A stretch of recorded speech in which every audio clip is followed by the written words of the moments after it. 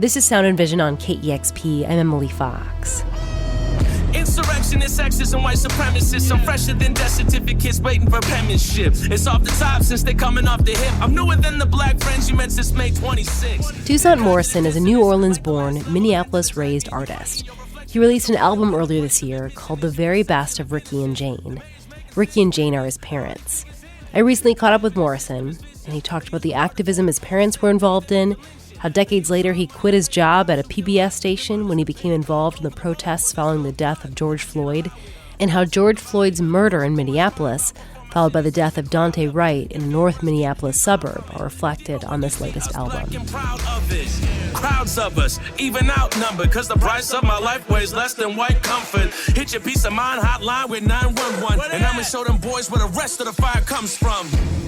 I understand that it was your father that taught you how to speak at rallies. And you talked a little bit, that your parents were kind of activists around the Vietnam War. And I'm curious, how would you compare and contrast what activism looked like for them versus people call you an activist today? What activism looks like for you compared to your parents? Well, I think it's kind of the same thing. My mom was a part of the 200-plus day protests in Milwaukee for housing rights when there was an entire neighborhoods that were redlined out of being able to own houses. And my father was documenting the Black Panthers and writing for the Militant in New York when that was happening. And then when they come for the socialist work, they come together during the Socialist Workers Union to essentially advocate for workers' rights. My real step into community work began May 31st, 2020, when I spoke at the Minnesota State Capitol after George Floyd was murdered by the Minneapolis Police Department. This is your state capitol. It has statues of white men. Statues of white men in this building that took this land, that murdered our people, that took this land and murdered our people. You are in a state that leads the nation in racial disparity for education, for law enforcement, and for employment. And lost my job, lost some people that didn't agree with that decision, and there's really kind of no way the toothpaste was going to go back into the tube. So what happened was I ended up having to kind of navigate that from seeing some of my father's work, hearing about my mother's work, and then really, really, really following the lead of really predominantly black women in Minnesota that led the way on so many charges in Minnesota. And so my parents definitely laid the groundwork, but really it was following kind of in the footsteps of many black women in Minnesota. Yeah, hot fire in the precinct. Flames paint the sky all evening. I can feel the city breathing with every song in the street that we sing. The mayor's got a new curfew. Get on your black pants, mama, we gon' do that do. It's a black magic summer with the fruits of truth. It's time to make some night moves on moves. Beat the plan, ma. I feel like so much of where Minneapolis was at and the fallout following the death of George Floyd, it comes up a lot on this record. And I'm curious, how have you been reflecting on that moment, its impact on you, its impact on Minneapolis and the nation as you're crafting this album? I mean, the murder of George Floyd, it was no different than the murder of, Terrence Franklin, Philando Castile, Jamar Clark. I'll say this. There are many white spaces. It is just to the level many times of how much does that white space know itself. And so working in many white spaces in Minnesota, those white spaces are protected by the silence, by the dissolution of anybody calling it out, saying and dismissing it. So if I say the Mariners lost 3-2 yesterday, that's an objective thing. If I say, I can't believe it, they did it again, oh my goodness, that's a subjective response. But if I say, what Mariners? That's entirely dismissive. And that's how white spaces in Minnesota operate, by saying, what race? What do you mean? We're liberal. We're very, very progressive. However, the issue is that when you believe that you're that and you're not, that's an issue, because what you're doing is you're telling somebody one thing and then entirely doing another. It's like relative to the movie, the Tom Hanks movie, The Burbs. There's a lot of bodies in the basement, man. And black and brown folks are kind of the neighbors, and they're like, dude, I know that there is something wrong with that house. And they're continually like, no, nothing's wrong here. This is great. We got nonprofits. Everything's gonna be just fine.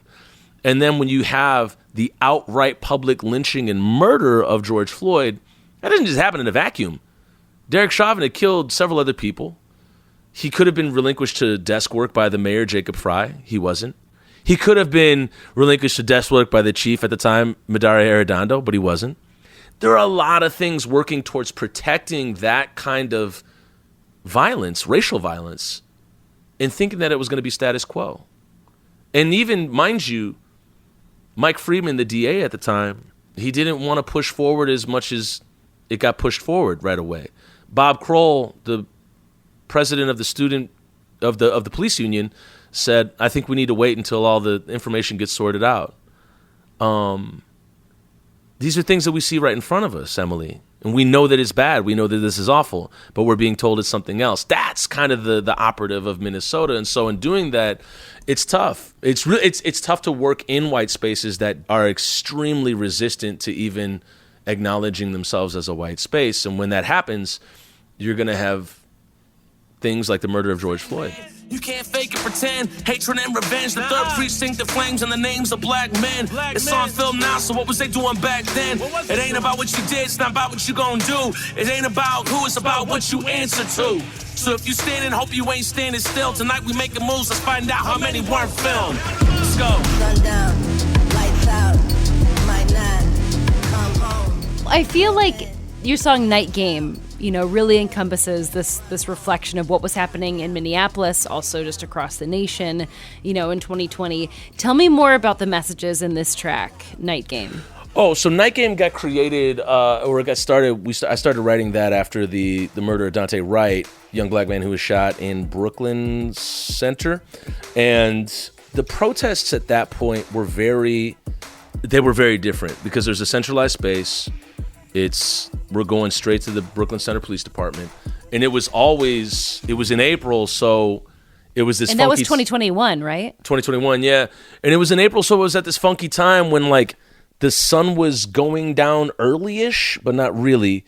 And so there was just these virulent, just gnarly, wild exchanges, not even really exchanges, but just attacks on protesters who were outside of a bona fide fence with the National Guard, Brooklyn Center Police Department, and many other police departments on the other side, and people getting hit with rubber bullets, getting sprayed with mace, and it was an Alamo, man. It was awful. And so every time going back, it was mayors implementing curfews, people getting pulled over for curfews, being anywhere near Brooklyn Center. It was turned into a war zone by the state because another senseless killing had happened.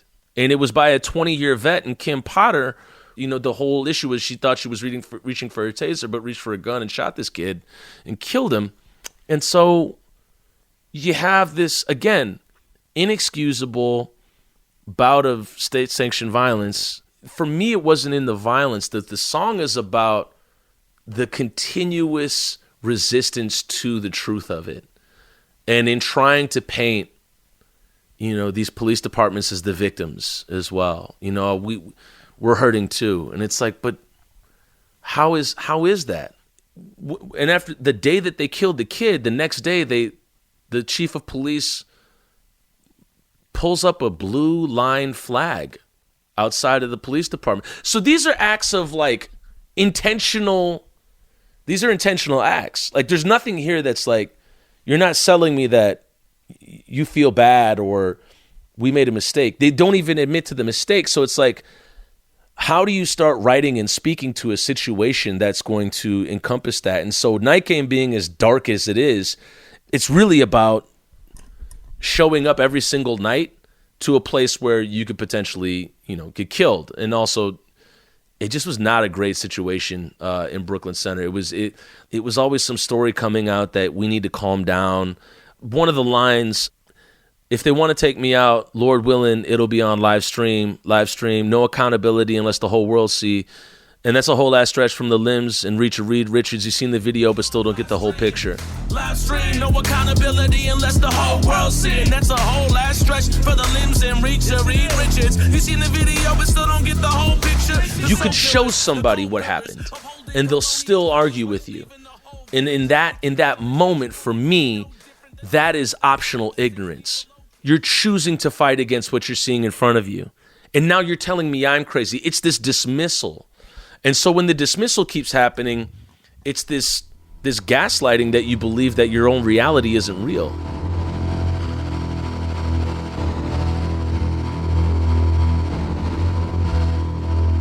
That was Toussaint Morrison. Here's his song Night Game off his latest album called The Very Best of Ricky and Jane. Insurrectionists, sexism, white supremacists. I'm fresher than death certificates waiting for penmanship. It's off the top since they coming off the hip. I'm newer than the black friends you met since May 26.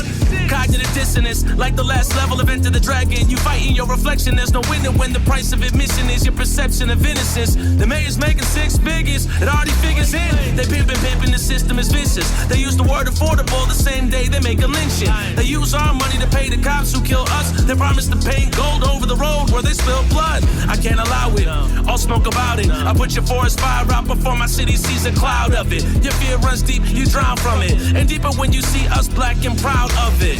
Crowds of us, even outnumbered, cause the price of my life weighs less than white comfort. Hit your peace of mind hotline with 911. And I'ma show them boys where the rest of the fire comes from. Hey, what you doing here? Nah, nobody called you, my man. Nah, nobody called you here. Raise up, out here. Sun down, lights out, my man, come home. Till then, knives out. Till then, run home. Sun down, lights out, my man, come home. Till then, knives out. Till then, run home. Yeah. While my God can't breathe, I can't sleep. The sky still weeps, I know your eyes can't keep still. No peace, still our streets. Versus school to prison pipelines, police in line 3. Stingrays, home raised, my man define free. They wanna have it out, they know where to find me. Phone chip, address, license, and IP. If they wanna take me out, Lord willing, it'll be on live stream. Live stream, no accountability unless the whole world see it. That's a whole last stretch for the limbs and reach to Reed Richards. You seen the video but still don't get the whole picture. The soul killers, the cold pillars, upholding colonial villains, waste leaving the whole village. They keep killing, got you believing you're no different than the names they put 6 feet below kitchens. They know the difference but in court they won't admit it. So they patiently wait for the DA's no conviction. All immunity, no spirit, no holds barred. And the union will fight to clear them. They want us to fear them as much as they fear us. Yeah, they're just a badge and a number. They Jennifer Love Hewitt. And I know what they all did last summer. The feeling's not mutual, we ain't the same, man. You can't fake it, pretend. Hatred and revenge. The 3rd precinct, the flames and the names of black men. It's on film now, so what was they doing back then? It ain't about what you did, it's not about what you gon' do. It ain't about who, it's about what you answer to.